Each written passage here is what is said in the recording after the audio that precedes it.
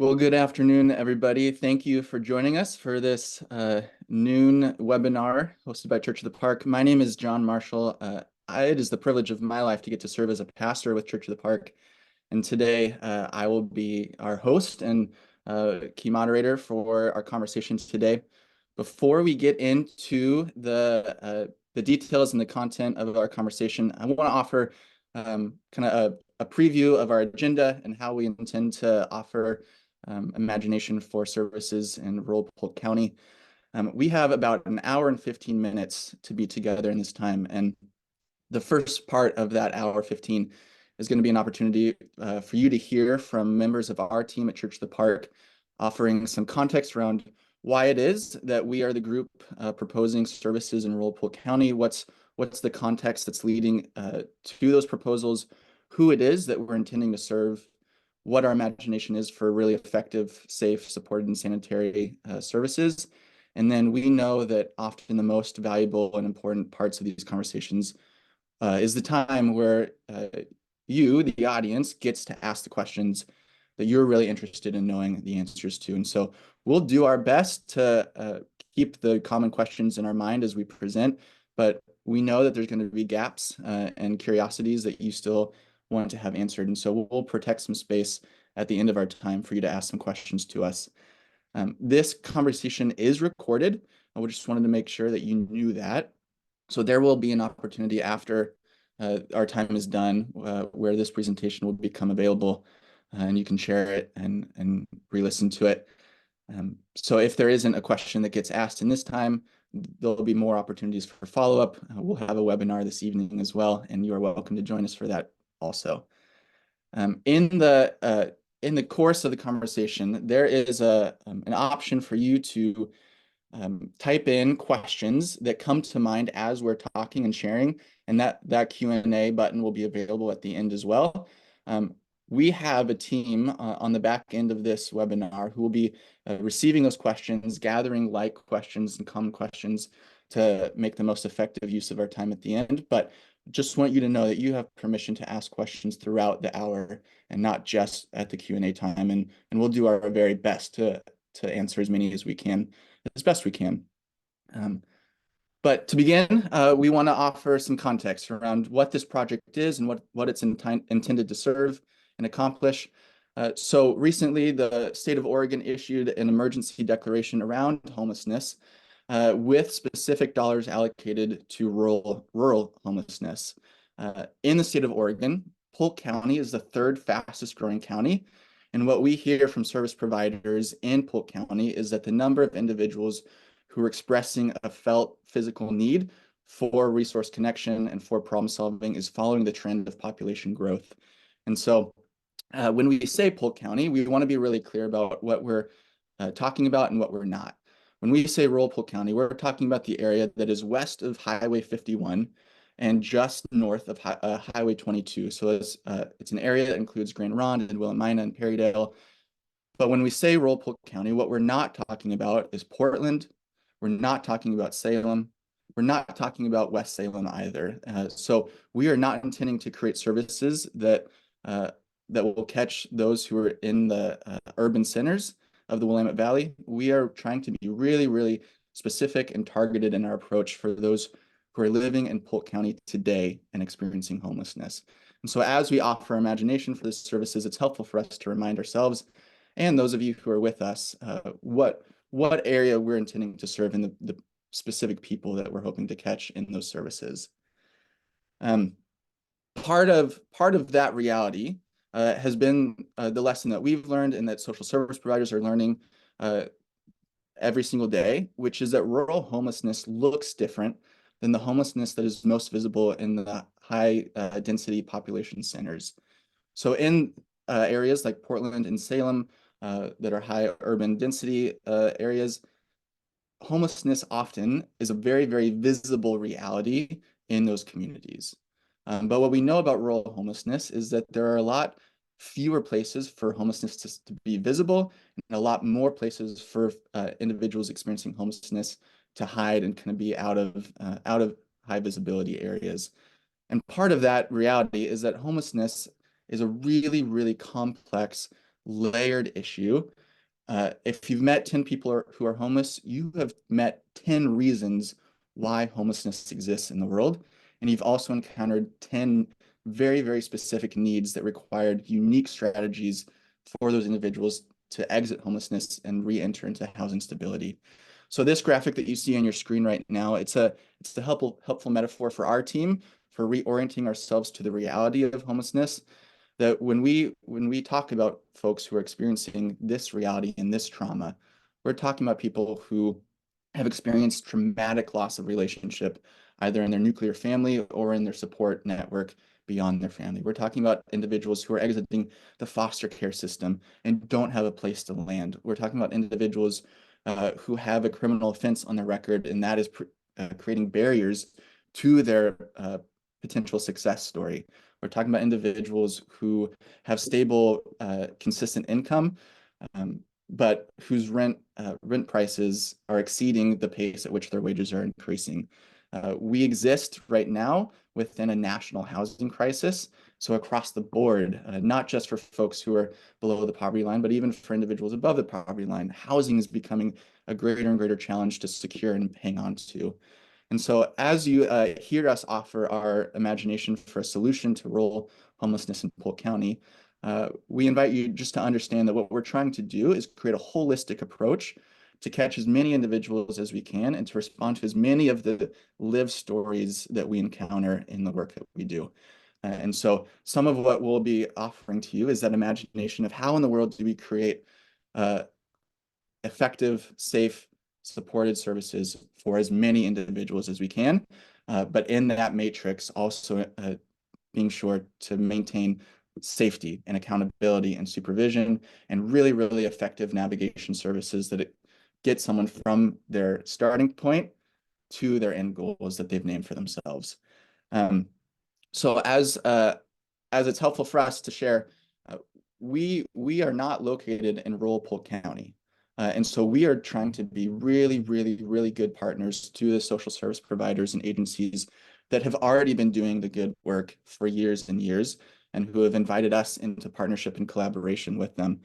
The Family and Community Outreach team in Polk County, they're a key partner of ours. They are doing a lot of the hands-on point of contact work, identifying who in Polk County is in need of care and services. And these are some of the statistics that they've shared with us. And these are up-to-date numbers as of March 29th of this year. So right now, what Family and Community Outreach reports to us is that they know that there are 108 unique individuals in rural Polk County who are identified as experiencing homelessness. These are individuals who are sleeping in tents behind trees and behind bushes and in parks. These are people who are sleeping in their cars. These are people who right now are couch surfing. These are 45, as you can see, 45 individual households, as well as 63 individuals who are part of a family unit experiencing that homelessness. And within those family units, as you can see, there are 30 individuals under the age of 18. These are kids who are already in the Polk County school system. These are families who are already living in their vehicles in Polk County as they go to their jobs during the day. These are 108 individuals who already call Polk County home and are now seeking the type of care and service that will allow them to exit their current living experience and get to experience something that's more stable and consistent and safe and empowering for their journey in life. So as we've engaged in partnership with FCO and other people in Polk County, what we've gotten to do is dedicate 2 of our staff members to be in Polk County for the last probably half year or so, creating trusted relationships already with the folks that we seek to serve. So I would love to pass the microphone to our outreach team, Kelly and Josh, and allow them to share some of their experiences, share some of the real stories that they've encountered. So Kelly and Josh, what is important to you to share in this time? Well, hello, my name is Kelly and this is my partner Josh. We serve as the rural Polk County outreach team. Most of our weeks spend time in Dallas, Monmouth, Falls City, Independence. We hit up Willow Mina and we participate with community providers in the area in collaboration to provide services out there. We would like to share that in our time in the last 6 months, we've began doing case management and outreach and supportive services with over 40 individuals that we see on about a weekly basis. Many of these individuals are straight from Polk County. They graduated from Central or Dallas High, and through their life circumstance, too many pieces fell out from underneath them and they wound out sleeping outside. What's so wonderful is that we have a few places in Polk County that are day centers, and they're open to provide safe places for these folks to gather and build community. And that's where we've been able to kind of serve for quite a few weeks. We have great partnership with, or a few months, great partnership with Safe Showers in Monmouth, a church at Community Life Church that we go weekly, and we interface with the folks there. And we kind of help them along their way by doing housing assessments or applications for apartments. Connecting to resources is probably the biggest benefit that we provide. A lot of folks find their one resource, their one safe place, and they attend that regularly. And so when we kind of fall into these patterns and start those conversations, and through relationship, we can hear what kind of goals and barriers folks have. And we can kind of work on things like maybe building a resume, or that they are not aware that there's housing waitlists available. And so we can get online and use some peer support and work on those technology skills and get maybe an email started and rocking and rolling, waiting for some housing. One of the things that we've really identified as an issue in Polk County is that as people are seeking to get into shelter because they are sleeping outside, we are struggling to be able to turn them to a resource. Our shelters are in Salem, which some folks just realistically can't do based off of their families there, their jobs are there, their parole officer is there, and they've been asked to stay in Polk County or in the Dallas area. And so we are doing our best to kind of navigate the available services out there and to support with case management, but seeking just more safe places for them to be able to turn to for full-time stability. Yeah, and one of the things that we're noticing as we spend time out there is that there is, again, John mentioned earlier, the difference between urban and rural homelessness, and it's really something of a hidden issue. There's not much that you see in the way of like camps on the sidewalks. Usually it's a shopping cart, but as we put time out there and spend hours out there visiting and meeting with these people, we are constantly, if not daily, weekly, meeting new individuals that have never been in touch with services. As we extend ourselves past the resource centers and start searching in the area, we're finding people that have been in touch with no services, that haven't met any case providers. There's also a whole untouched population out there that is living on private property in somebody's ancillary structure, or they have access to like a friend's garage, and they're not aware of our presence. They're not aware of the things that we can bring to help improve their lives.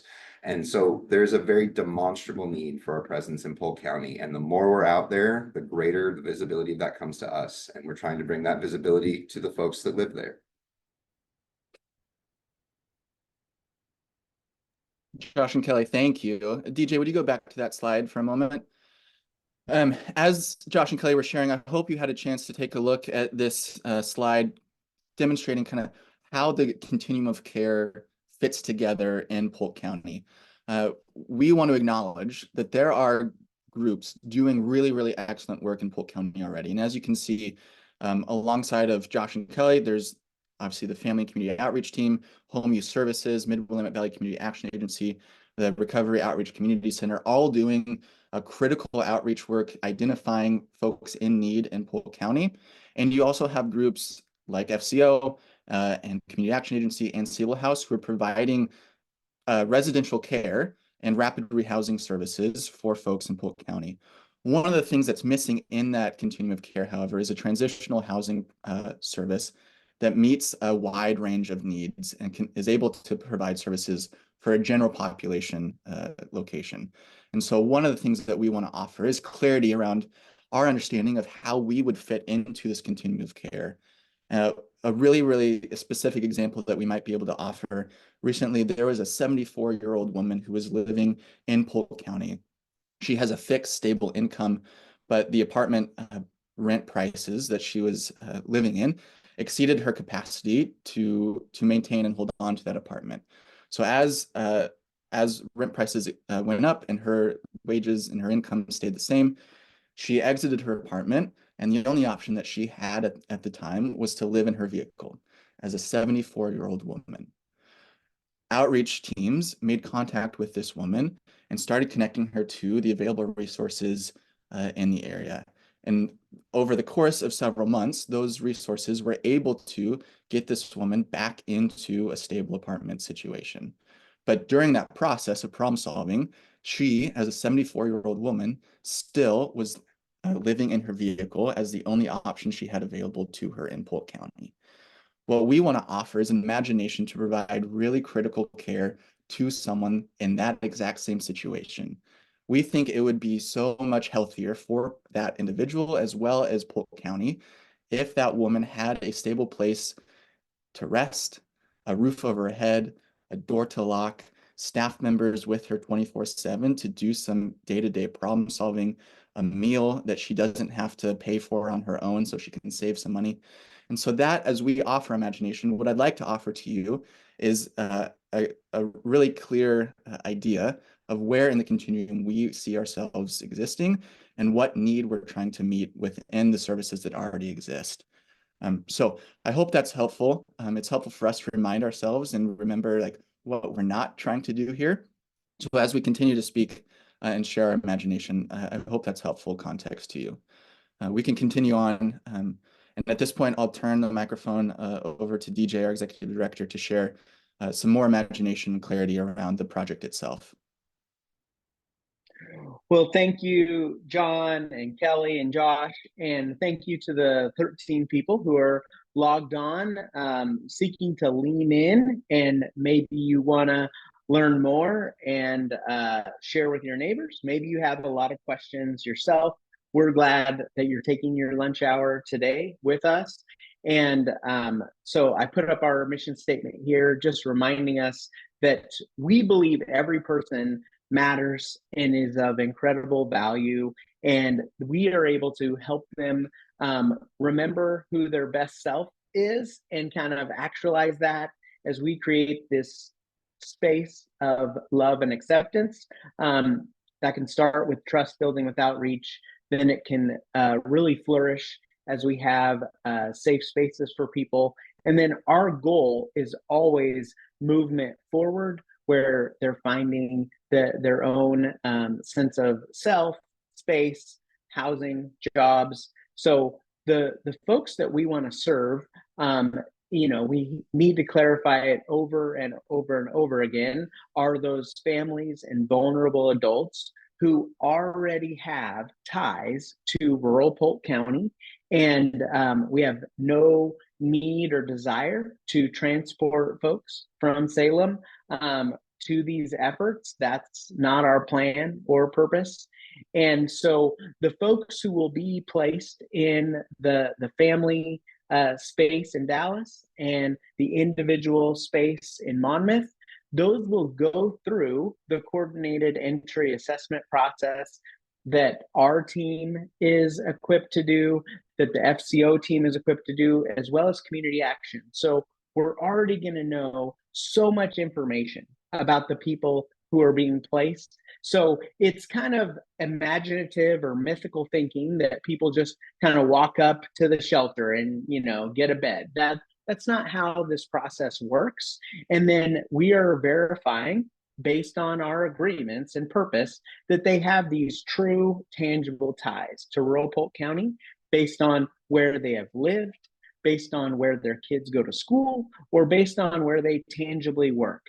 Then we prioritize our spots based on vulnerability. And what we literally mean by that is we are asking people their age, and we are prioritizing people based on how old they are because they're more vulnerable. We are asking people what gender they identify with, and we are prioritizing those on the list based on if they are identifying as female. And then we are looking at if they're sharing about a chronic health condition, and we are in the work of saving lives. And so if they're carrying a health condition, we're going to seek to move them up on the list when we have openings. So again, there's plenty of ways you can Google what low barrier is, and yet every program has to operationalize what that means for them. So what it still does mean for us is we don't do drug tests upon entry. We don't run background checks. People don't have to pay to stay with us. But many people may not realize that we do an intake process where there are community expectations. And if people don't agree to those community expectations, they can't stay with us. And then if they don't follow through on those community expectations, they will be given an exit strategy with us, which is very important. That isn't just pushing people out into the neighborhood, but gets them to the next right choice for them. And again, some of those rules are there aren't drugs or alcohol allowed on our sites. So that's actually way different than the houses and neighbors around our sites who can choose to have those items in their home, but people staying in our shelter can't have drugs or alcohol. And then they also can't have weapons. Again, the people around our sites could choose to have weapons, but the people staying with us cannot. And that's so that we can create a safe space for them, other guests, and our staff. We also ask people directly if they can stay in our shelter based on any parole or probation requirements, if they're able to stay around minors. Obviously, that's of huge importance when we're talking about a family site with minors on it.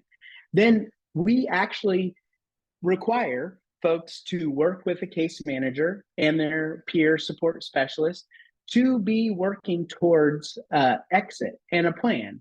And so we recertify people every month based on their engagement with real case management. We are so excited that every one of the shelter opportunities we've had has been pet friendly, because that's a huge emotional support piece of the puzzle for people in their lives. And we also affirm people's relationship to partners and don't separate partners from one another. And again, that's a huge part of their sense of safety and self and dignity. We're going to move now. I hope that was helpful, but also if you had questions in that section, just fill it up there in the question tool. And yet I'm going to turn it over to Josh Erickson now, who's been working to build out exactly what these sites are going to look like. Well, good afternoon, everyone. John and DJ and others have done a great job, obviously, explaining a lot already. It's my role as in operations to work alongside of our contractors, architects, and things to build the sites. And then I also get to work day to day with our sheltering teams on the managing of the sites. And so, you know, what we are is a transition-focused emergency shelter. So our goal, like DJ said, is that we are moving people into a next really good space. Our goal is that they are not with us forever, but we are working towards housing. And so that is what our shelters are focused on. And so what does that mean for Polk County, and what does that look like? Is we have currently working on 2 sites. And so we are a community of learners and listeners. We try to be adaptive, and we try to partner with our communities. And so as we have been partnering with Polk County agencies and city officials, is to say, it might work better if we have smaller locations and if we actually spread out locations. And so we are currently working on 2 possibilities. And the first one is still Dallas. We do own the home. And so we are working with architects and engineers to create a space that we could serve 4 to 6 families at a time at this house. And so it'd be family focused. It would be supportive in that way, but we'd be talking originally we were talking about 40 people on one site, and now we'd be talking a lot less. Again, 4 to 6 families at one time that we'd be working with. Obviously, composition of families varies a lot, and so how many people is that could alter based on that. And then looking at Monmouth, The other site is where we'd be talking about the vulnerable adults, those that have chronic health conditions, that are older, possibly students, as it's pretty close to the school. And so we'd be looking at, again, how are we adapting and working with our partners in the area? And we'd be looking at renovating the classrooms there to create safe spaces for vulnerable adults there. And it'd be 14 up to 14 people at this site. So again, spreading out kind of the number of people in a couple locations, and keeping the number smaller, and serving still hopefully around the same amount of people, but in multiple areas. And so what do we do at these locations really matters. And so how we look as we build and as we are renovating is, what are we trying to accomplish? So because we are transition housing focused, how do we help people do that? So the three things that we focus on are safety, sanitation, and support. And so the biggest thing is, as people are exiting homelessness, is creating a space where they can take a breath and where they feel safe and supported in a way that they can make those next steps, where they're no longer thinking about the fight or flight mode, and really able to relax into what's next for them. And so with the safety, what we look at doing there, we always have 24/7 staffing. And at most of our sites, our minimum staffing level is at least 2, some are 3, depending on kind of the layout. But we always want to make sure that we have staff that are there, that are present, to make sure guests have what they need. And because a massive part of what we do creating safety is creating clearly defined spaces, closed campuses, so that we have staff that are making sure that those that are coming into the location are supposed to be there. Because we really want to make sure that our guests feel safe in that way. And so the staff are really there to make sure that the right people are on site, and that those that are there have what they need.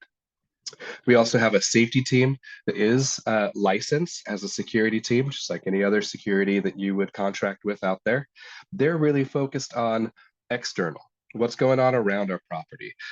What do people need around us? How are we impacting the community? And how do we help people in our community?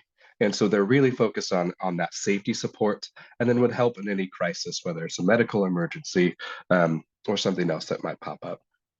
The other thing we have are cameras at all of our locations. I don't have somebody sitting there behind a camera just staring at people 24/7. We use it for accountability. So we say we have a locking door. You have a space that is your own. And if something is to happen, that we can go back and review and make sure that we can hold people accountable to that. And most of those are all in our shared spaces. And we also have a little bit around our spaces, so that we know, again, that we can hold accountable those that we need to. We do provide a meal a day. And so that's, and then kind of some grab and go stuff. So that's a part of just kind of the operational day-to-day. When we talk about sanitation, obviously having a clean space is a huge part of making the housing successful. When people transition from our space to their apartments, their house, we want it to be clean for them and with them as well.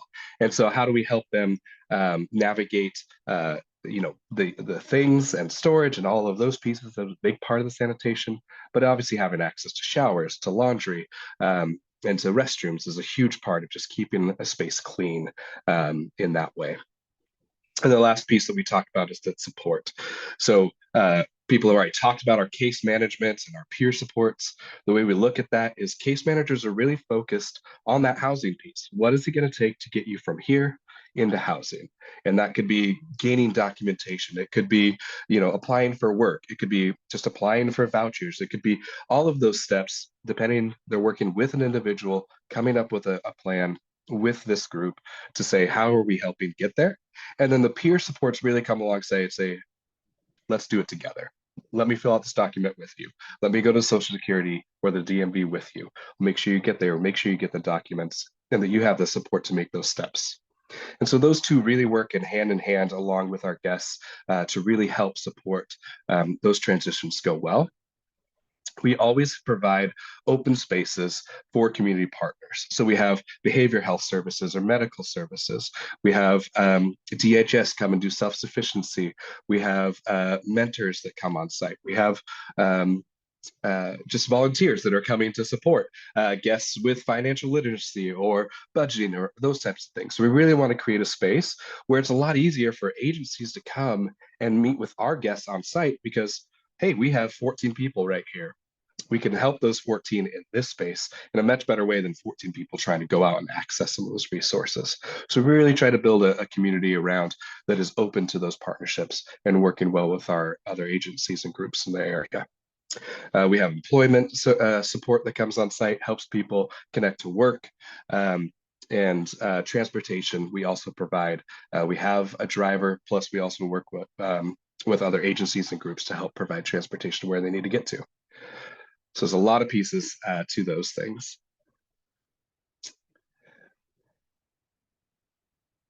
So exits are obviously a big part of what we do. Our goal and our intention is that people are transitioning into housing. And so in March of this year, we had 35 exits from our current 3 sites to permanent housing.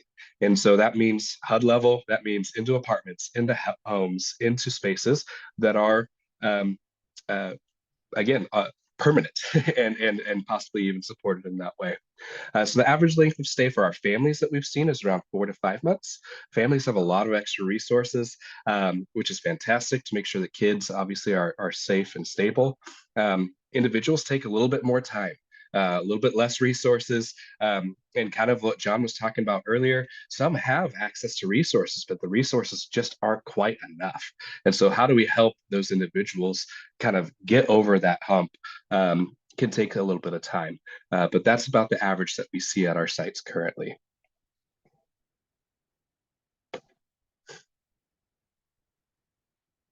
All right, so what's next?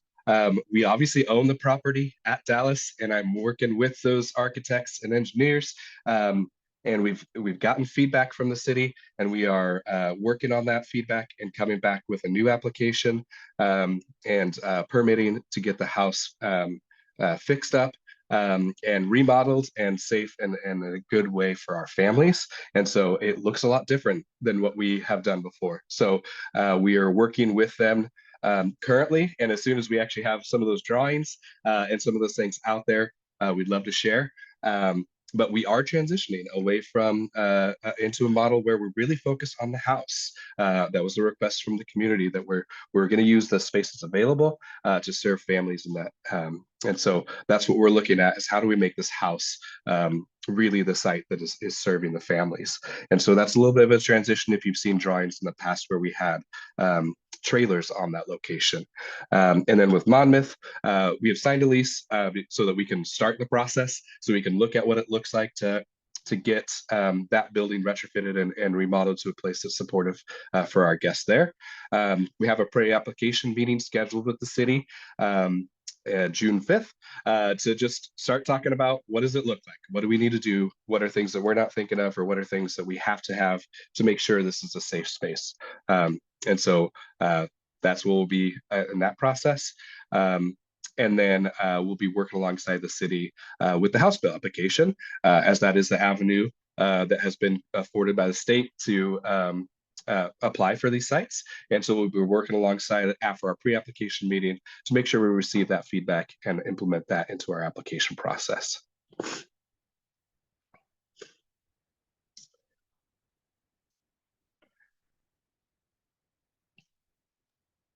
Josh, thank you so much. And I'll jump in to this slide and then hand it back to John for the recap. The last 2 weeks, we've done these really powerful kind of living room meetings with about 10 neighbors that live right around the site. And both of those meetings were, powerful examples of people getting to, ask real questions, have a lot of dialogue. And so Church of the Park already has this practice of asking for a lot of feedback. We send staff to every community meeting we can find in Salem, and right now with the service integration teams in Polk County. We ask for feedback from the folks that are living at our sites on a regular basis so that we can improve. And we have this advisory group in Salem. And so we have this pattern. And so we are going to be launching in June this Polk County Community Advisory Group, where again, you're going to get the actual numbers from each of the sites every month. You're going to get updates.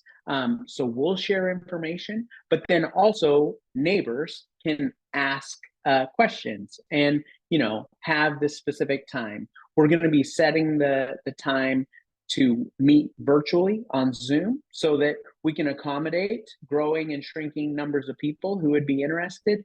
And so I wanted to let people know that that's going to be happening. And if you want to be on the list to get that Zoom link, the email address is right there at the bottom. And that happens to be the email address that you can, if you don't have time to write it down right now, it's the one that is connected to our website if you just do a contact search for us. So I wanted to highlight this opportunity for both community engagement and community awareness ongoing month by month.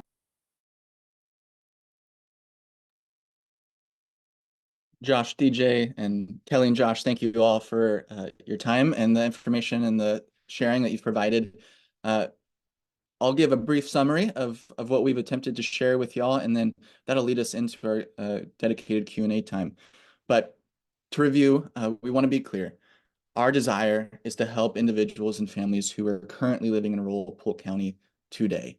Our desire is not to increase the number of folks experiencing homelessness in Polk County by bringing in people from Salem or Portland or anywhere else. These projects are specifically dedicated to addressing a need that already exists and that is already being reported by other groups who are doing the work in the county. We want to focus our efforts specifically on families with children in Polk County, as well as general adults who have ties to the county. So there was an example from FCO just a few weeks ago. They had a family visit them from Corvallis asking for help and resources. FCO communicated to that family, we can help with a meal, we can help identify other resources that you're connected to, but our funding does not allow us to actually provide dedicated ongoing case management services for you. And so in that same matrix, we want to be aware that the dollars that are dedicated to these projects obligate us to draw boundaries around who we are caring for and who we are not. And so we seek, again, to help those who are already in Polk County, already have ties via family, work, school, etc.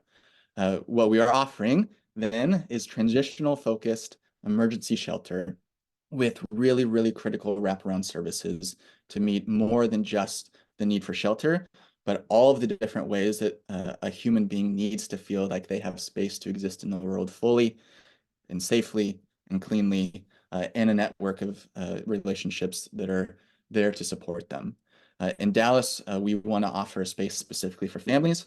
In Monmouth, we want to offer a more general population service-oriented facility. And then our desire is obviously to start helping people as best we can, as soon as we can. But right now, the timelines look like we'll be able to provide those residential services sometime this fall, maybe around the month of October.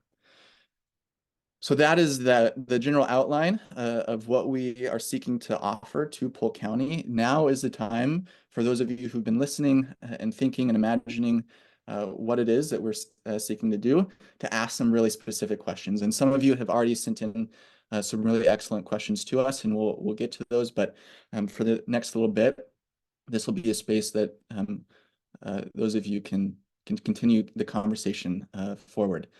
One of the questions that has come in has asked us for some really specific examples of folks that we've helped transition into stable housing, and I'll let other members of our team answer that as well. But I would really like to share the story of two individuals that I have been in relationship with for multiple years. So for their safety, I'm going to change their names.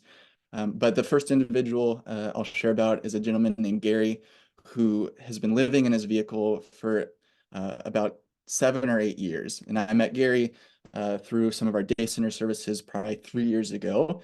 And when I met him, Gary was very, very satisfied living in his vehicle. He was not interested in moving into an apartment. When we developed our safe parking program and we were able to add in some really, really intentional case management services, we said to Gary, part of being a part of the Church of the Park community is that we are going to ask you to think about a better, healthier place for yourself to live than your vehicle. And we're going to provide the care and the relational services to help you in that imagination and in that problem solving. From that first conversation with Gary, it took about 9 months before he was able to fully believe that he was, one, worthy of living in an apartment, that that was an option that was going to be healthy and he was going to be successful in. And eventually we got to celebrate his movement into an apartment complex here in Salem. And he is there and he is thriving. He has a 3D printer set up in his apartment, and he is now finding really creative ways to give these 3D gifts to people that he cares about.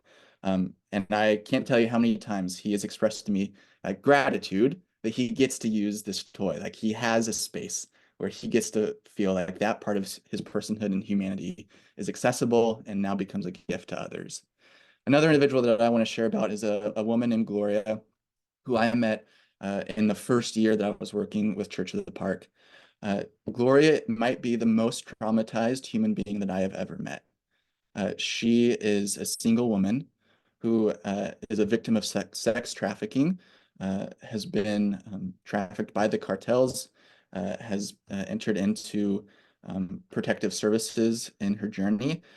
She has been living on couches in people's homes who are willing to host her. She has lived in emergency shelters in the Salem area. It took multiple teams of case managers to help Gloria find a pathway into stability. And Gloria moved into an apartment about 1 month ago. And in the month that she has been living in that apartment, she has already begun to say, I would like to volunteer with such and such organization because they helped me. I want to volunteer with Church of the Park because you helped me. I understand what it takes to get from a place of homelessness and victimhood and enter into a context of stability. And Gloria is already imagining a new and more full way of being human in the world that allows her to care and love for other people. So Gary and Gloria are two individuals who remind me over and over and over again that this work is worth it. It's really, really hard. It's complex. It's challenging. It takes a lot of creativity and patience. It takes a lot of human beings entering into someone's story, giving someone the imagination that a better life is even possible for them. And then once those individuals find their place in stability, it is magical to watch the transformation that happens and their capacity to reimagine their own place in the world and the way that they get to give back to a community from their place of stability. I hope those are helpful examples to you. And if there's an opportunity for other members of our team to share more stories, I would love to give that opportunity to them. But I want to continue the conversation to the next question. And Josh Erickson, I'm going to pass this question to you. There's a question that came in with a desire for a little bit more clarity around how we as an agency and our safety personnel are equipped and prepared to think about the safety of a surrounding neighborhood. So can you share again, like what are the measures of accountability that we already have in place that are thinking about the neighborhood around our sites? And then can you give some examples of the feedback that we've received, maybe both positive and negative, from surrounding neighbors and how we've navigated those relationships? Yeah, thanks, John. Um, Yeah, I think so. With our sites, DJ was talking about earlier, our community expectations and standards that we have in our sites, and part of that is actually we have a good neighbor agreement. And so, yes, we have our community standards that are focused inward, and we also have an agreement that we're holding people accountable to. That is, what's our impact on our neighborhood? Because that matters. At our space, but that matters when you live in an apartment or in a house. And so, again, we're focused on what's the bigger picture, and it matters now and it will matter later. And so we do have a good neighborhood agreement, and that looks a little bit different at each site because we're looking directly at our neighborhood and saying what's the impact and how do we make it a positive one.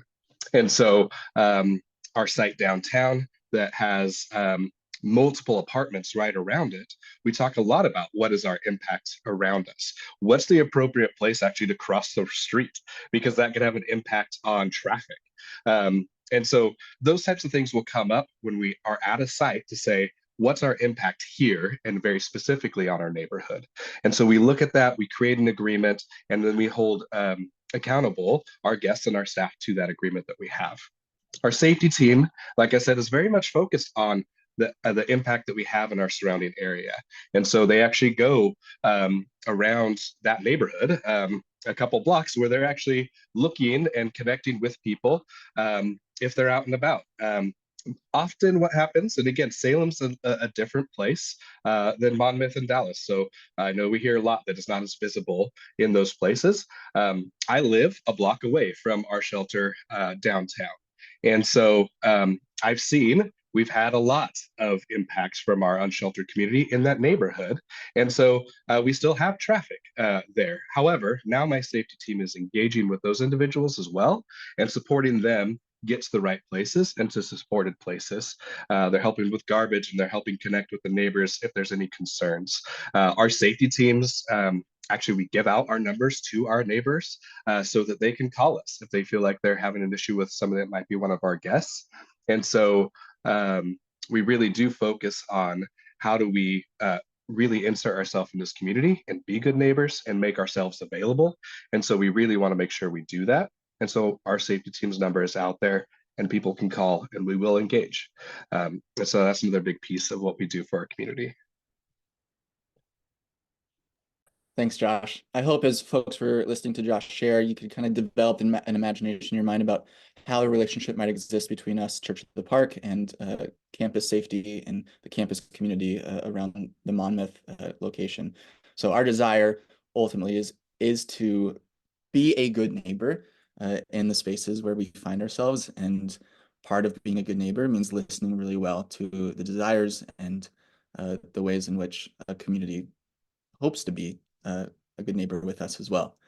DJ, another question has come in and I'd like to throw it to you. So, we want to be really, really conscious of someone's history and perhaps the ways in which they've experienced their participation in community in the past. We also know that someone's past isn't always a good predictor of their future. And so can you share a little bit about what is our ethic around understanding someone's past, and what are some of the measures we create to fill in some of the accountability and safety gaps in that process?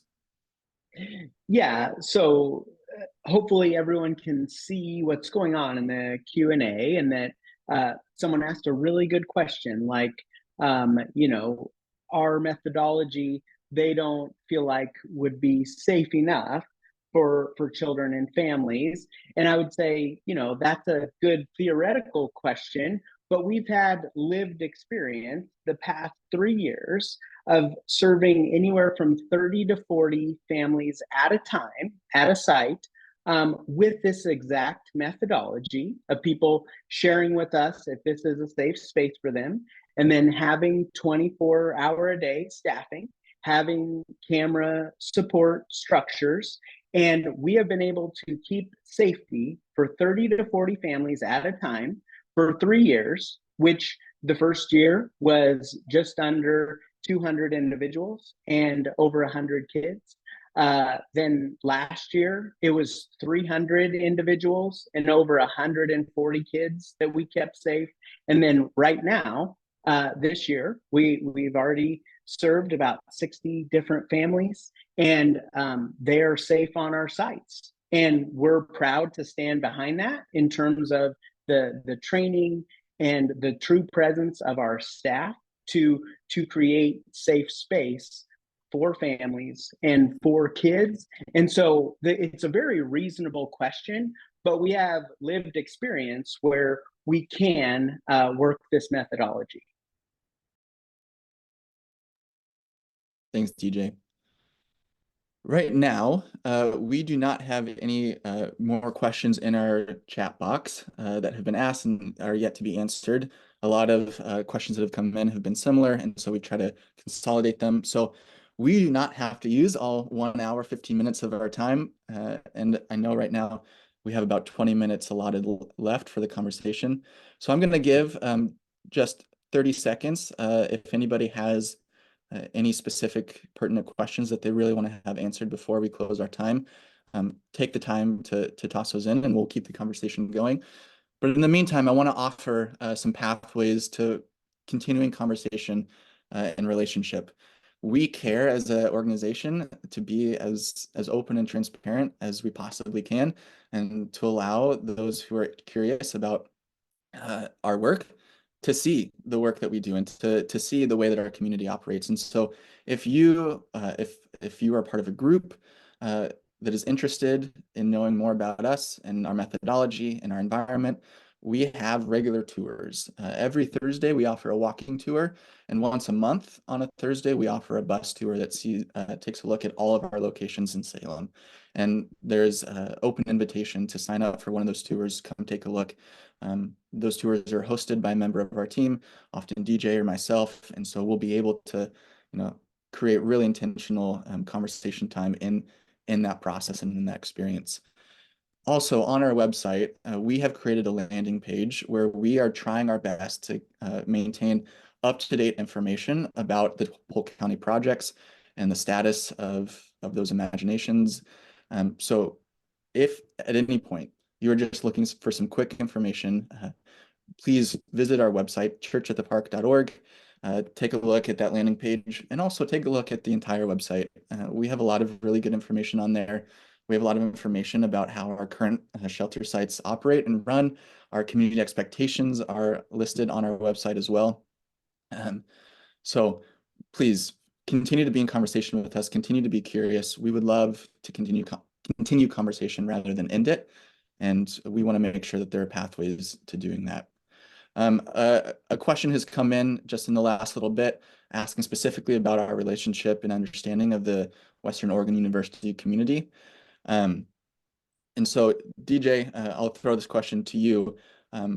How do we understand our relationship to Western Oregon? And as we talk about maintaining an intentionality toward vulnerable populations, how does that intentionality intersect with campus staff and students and those who are part of the Western Oregon community?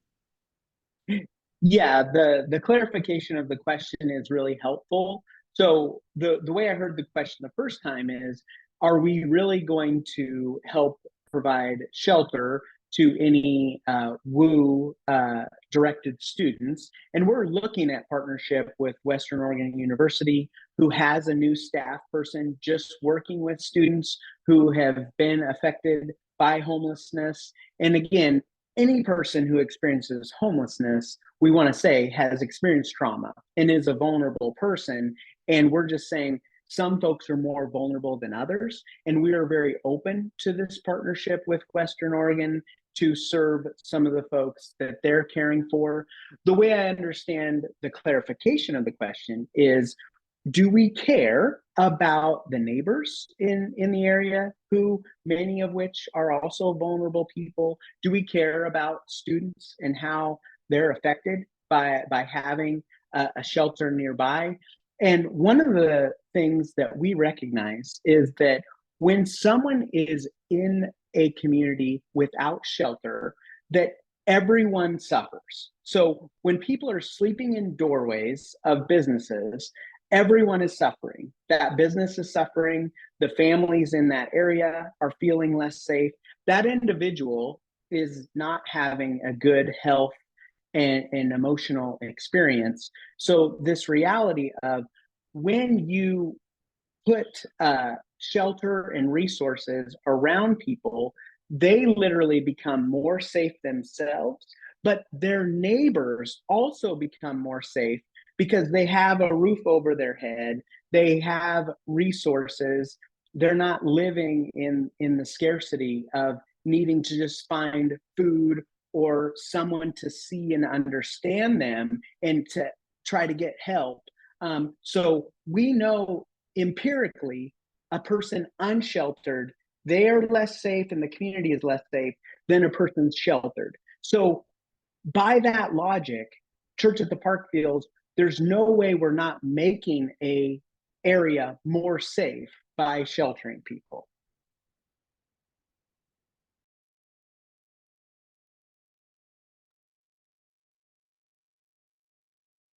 Appreciate that, DJ. And I hope that's a helpful response to the concerns that not just some of you on this call have, but that's a common concern that we hear from many folks who are trying to imagine how a shelter like what we're proposing would fit within the community ethos that it would exist in. So again, hopefully that's it's a helpful answer.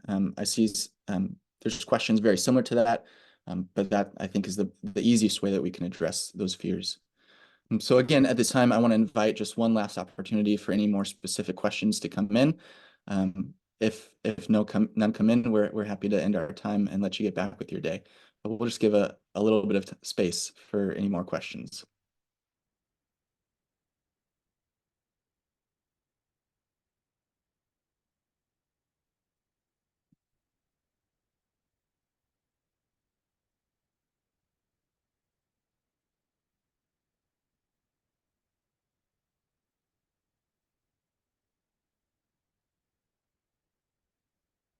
Okay, well, seeing that no questions have come in so far, we're going to end our time here. So thank you all for participating in this webinar. Thanks for your curiosity. Thank you for your questions. Thank you for being honest about your fears. That's really, really valuable to us to understand how it is that we can enter into community and be a good neighbor and create an opportunity for people to experience real safety and real opportunity. It is the privilege, not just of myself, but I believe that I speak for the rest of our team. It is our privilege to work with human beings who have no imagination for a better life for themselves and to get to bear witness to the transformation that happens as they participate in a safe and supported and sanitary community, to see what happens when they develop the capacity within themselves to believe that the future is better and then to start making the steps toward that future. So we're really excited about the proposals we're putting forth for rural Polk County. We're really hopeful that we'll get to meet really specific lived, felt needs in Polk County. And we imagine a day where there is no human being who is living outside. It is our desire to get to that imagined future as soon as we possibly can. So again, this video has been recorded. Please feel free once it becomes available, and the link will be shared on our website and our social medias. Please feel free to share it. Please feel free to return to it. Please feel free to contact us. You can see our the info@churchofthepark.org. That email address is a regularly attended email address. If you have questions and concerns, continue the conversation with us, please. And for those of you who may be on the call later this evening, we'll see you soon. But with that, we hope you have an excellent rest of your day. Thank you so much.